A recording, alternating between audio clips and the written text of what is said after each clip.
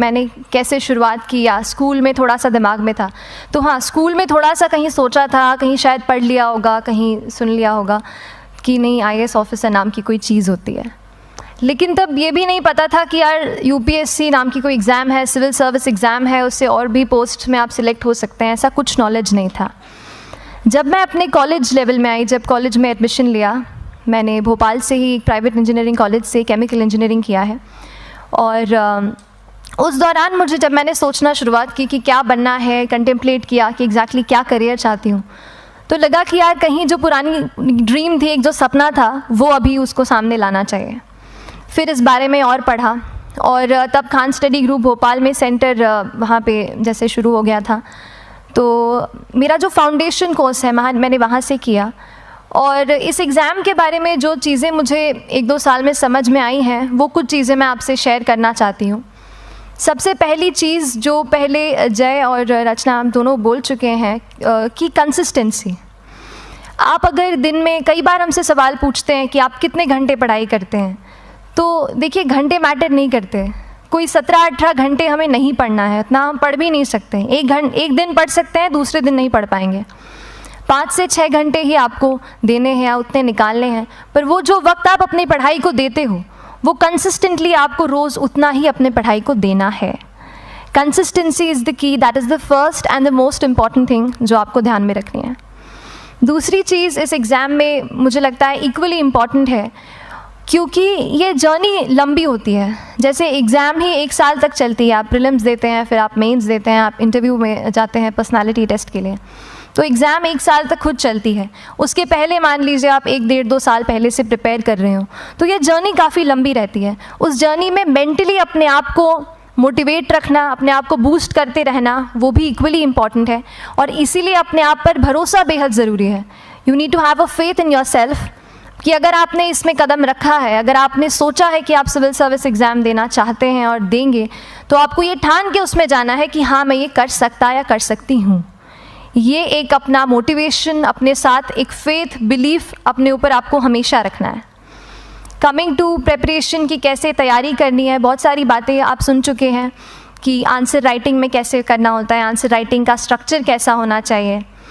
तो मैं शुरू में सबसे पहले ये कहूँगी कि मेरे प्रिपरेशन का बेस 2 चीज़ें रहीं।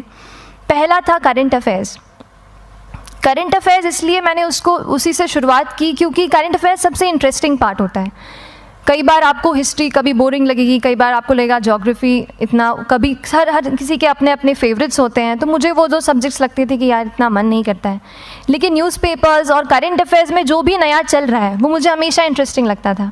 इंटरनेशनल रिलेशंस में क्या हो रहा है, क्या सोशल रियलिटीज़ हैं, कहाँ क्या हुआ, उसका क्या इम्पैक्ट पड़ेगा एडमिनिस्ट्रेशन पे और हमारी कंट्री पे, तो उसको आप अपना एक बेस बना सकते हो। आप करंट अफेयर्स बेस्ड प्रिपरेशन कर सकते हैं, इसलिए भी क्योंकि अगर आप मेंस एग्ज़ाम देखेंगे तो काफ़ी डायनामिज्म आ गया है, केवल प्रीलिम्स में नहीं बल्कि जनरल स्टडीज़ पेपर 2, पेपर 3 में भी आप देखेंगे कई सारे ऐसे सवाल हैं जो करंट इवेंट्स से इंस्पायर्ड होते हैं, उन पे बेस्ड रहते हैं। तो जब आप न्यूज़पेपर बेस्ड, करंट बेस्ड पढ़ाई करते हैं तो वो आपका प्रिपरेशन वहाँ से भी कवर हो सकता है। दूसरी जो चीज़ मैंने जिस पे बहुत फोकस किया वो थी आंसर राइटिंग। तो आंसर राइटिंग का, जैसे खान सर बता रहे थे कि आंसर राइटिंग की प्रैक्टिस बहुत की, तो उसके पीछे मेरा ये था कि जब मैं हमेशा प्रीलिम्स का कोई भी पेपर टेस्ट देती थी, हम मॉक टेस्ट देते हैं, तो मॉक टेस्ट देती थी तो हमेशा मेरे मार्क्स करीब 90 to 110, 120, इससे ऊपर मेरे कभी मार्क्स नहीं जाते थे। तो मुझे हमेशा ये डर था कि यार प्रीलिम्स में कहीं मेरा कुछ, क्योंकि कट ऑफ भी इसी कुछ रेंज में जाता है, तो हमेशा लगता था कि यार कुछ गड़बड़ यहाँ ना हो जाए।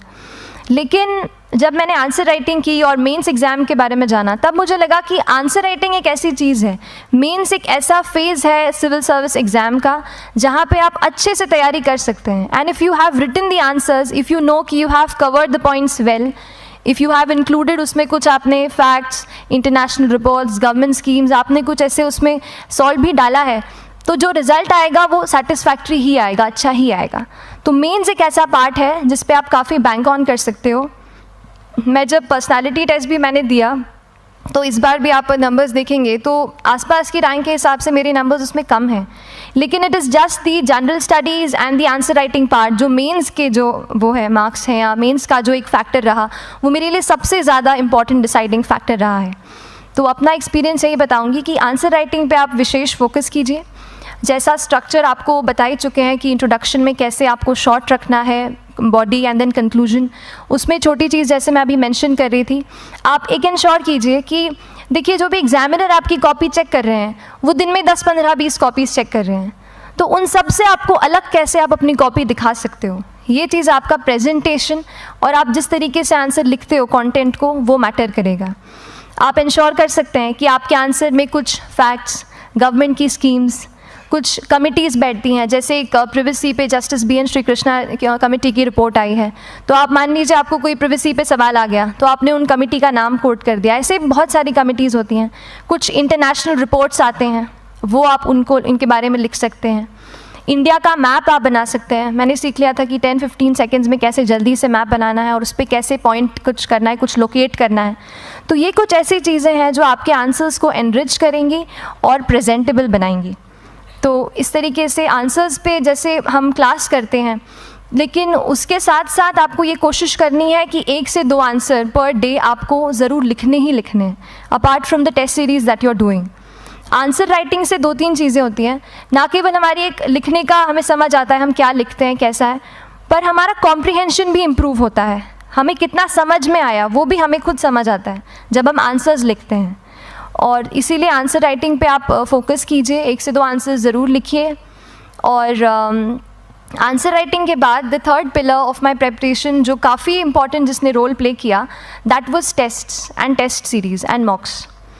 देखिए हम पढ़ रहे हैं यहाँ पर, I will also come to the point कि हम कैसे दिल्ली, भोपाल और इंदौर में प्रिपेयर करके बिना दिल्ली जाए हम कैसे कर सकते हैं, I will come to that point. पर उसके पहले टेस्ट की थोड़ी बात कर लेती हूँ कि टेस्ट देना क्यों ज़रूरी है। हम ये जो एग्ज़ाम दे रहे हैं सिविल सर्विस की, ये एक ऑल इंडिया लेवल एग्ज़ाम है and this cut throat competition. तो उसके लिए आप केवल पढ़ते रहें, सारी बुक्स, मटेरियल्स, स्टैंडर्ड ये करंट का सब पढ़ लें, लेकिन अगर आप ये नहीं जज कर पाए कि आपका क्या लेवल है at an all India level, तो चीज़ें समझ में आप नहीं, मतलब आप आगे नहीं बढ़ पाएंगे या सही डायरेक्शन नहीं पकड़ पाएंगे। तो इसलिए आप टेस्ट से घबराइए मत। कई बार टेस्ट का इनर्शिया होता है, ऐसे लगता है कि जब तक पूरा सिलेबस कंप्लीट नहीं कर लूँ तब तक टेस्ट नहीं दूंगा, लेकिन सच में बात ये होती है कि जब तक हम GS के मतलब पेपर देने अंदर भी घुसते हैं ना, तब भी उस सेकंड पे लग रहा होता है कि कुछ छूट गया है हमारा।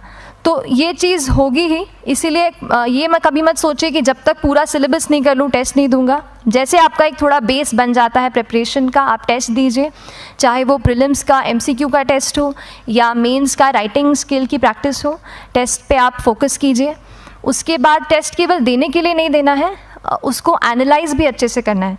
When you get the answer hints, when you get the answer keys, analyse properly कि आपकी क्या गलती हुई है और उससे भी सीखने की कोशिश कीजिए कि क्या कुछ नया मुझे इस टेस्ट पेपर से या इस आंसर कॉपी से मिल सकता है।